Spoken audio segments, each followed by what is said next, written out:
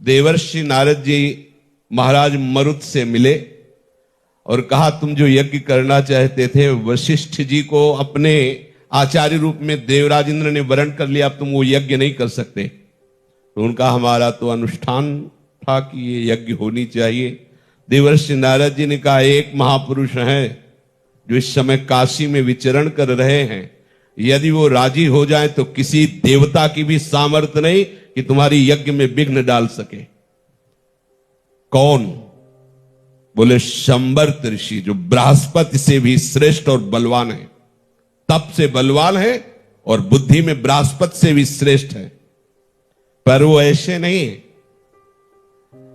वो गुप्त रूप से वाराणसी में विचरण करते हैं। एक बार भगवान विश्वनाथ जी के दर्शन करने आते हैं, हर समय पवित्र रहते हैं और उनका स्वभाव है, यदि उनके सामने 100 रख दिया जाए तो वो दूर हट करके चल देते हैं और उनकी चेष्टाएं बिल्कुल अमंगल हैं, यदि सह गए तो पार हो गए। बता दिया देवर्षि नारद जी ने। अब वो प्रातः से सायं तक 100 अलग रख करके खड़े रहे और जब दर्शन करने वाले आए तो ऐसे 100 रख दिया। अवधूत शंबर्त जी ने जे हुई 100 पर दृष्टि पड़ी, ऐसे हटने लगे। पीछे मरुत जी उनके भागे। अब वो देखा कि हमारे पीछे आ रहे तो लघु शंका करके ऊपर फेंकते, थूकते, पत्थर मारते, धूल मारते, गालियां देते। वो हाथ जोड़े पीछे चले गए। तो उनका क्या चाहता है?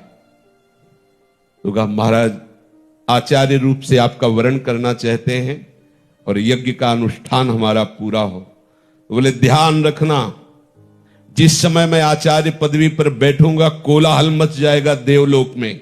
बड़े बड़े देवता तुम्हें प्रलोभन और धमकी देंगे। अगर तुमने आचार्य पद से हटाया तो मैं भस्म कर दूंगा। अगर आचार्य पद पर बैठे रहा तो किसी देवता की सामर्थ्य नहीं कि विघ्न डाल सके। उनका जैसा आप कहेंगे। ऐसा ही हुआ। जे ही आचार्य पदवी पर बैठे तो अग्नि देवता जो जिनके ऊपर आहुति दी जाती थी वो भयंकर रूप में प्रकट हुए और कहा कि अगर इन आचार्य को नहीं हटाओगे तो हम तुम्हें भस्म कर देंगे। उन्होंने कहा, आचार्य रूप से तो हमने संबर्त जी को ही वरण किया है, अब कुछ भी हो जाए मैं हटने वाला नहीं।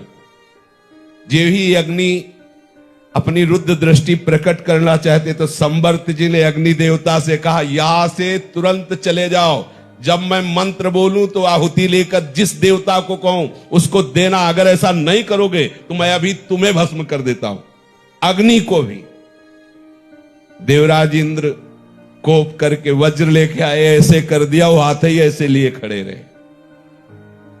हम अपने मन की मानी हुई अनुकूलता को यदि गुरु मानेंगे, संत मानेंगे, नहीं समझ में आएगा। उनका परम मंगल विधान हो सकता है तुम्हारी सोच में ऐसा लगे कि हमसे प्रतिकूल व्यवहार करते हैं। नहीं, वो प्रभु के यंत्र हैं, उनके द्वारा जो भी हो रहा है वो प्रभु करवा रहे हैं।